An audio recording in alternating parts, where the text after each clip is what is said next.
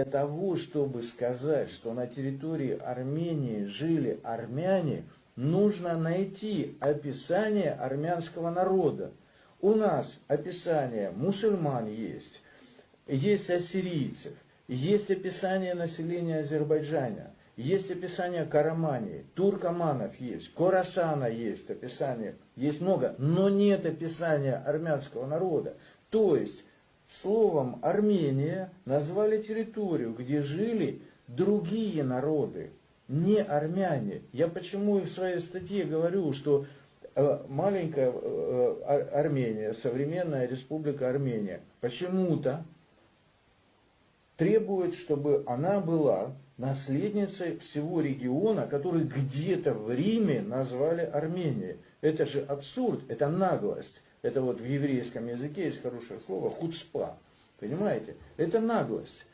Греки добились того, чтобы Македония называла себя Северной Македонией. Вот и все должны добиться, чтобы Республика Армения, которая не представляет всех армян, всех людей, живших в регионе, который латиняне назвали Арменией. Они не представляют всех. Это всего лишь маленькая часть, причем состоящая не только из тех, кого сегодня называют армянами, но и из тех, кто был несторианами, мельхитами. Я это все объяснил.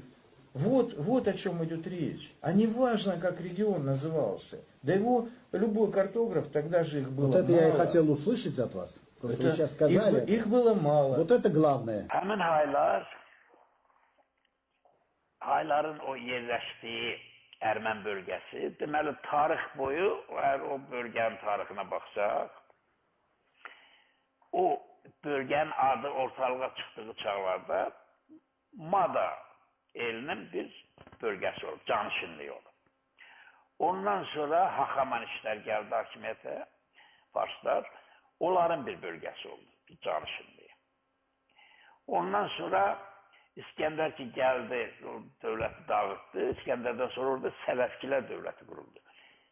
Və bir neçə əsr Sələfkilərin bir bölgəsi oldu orada, canişinlik oldu.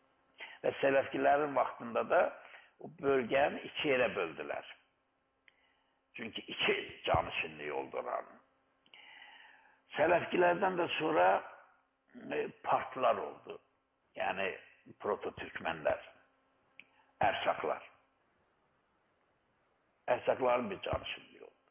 Ondan sonra Sasanilərin oldu. Daha xilafətə qədər. Xilafət də gəldi, ərəblər də gəldi. Ondan sonra ərəblərin canişinliyi oldu. Ərəblərdən sonra Səlcuqların qurduğu dövlətin bir canişinliyi oldu, bölgəsi oldu. Daha doğrusu Səlcuq dövlətinin bölgəsi oldu. Sonra da Osmanlı dövlətinin bir bölgəsi kimi qalıb. Və sonra da Türkiyə Cumhuriyyətinin bir ərazisidir. Yəni tarix boyu burada Hayların dövləti olduğunu baxır. Və bu bölgə adını çəkdiyim dövlətlərin bir bölgəsi olur.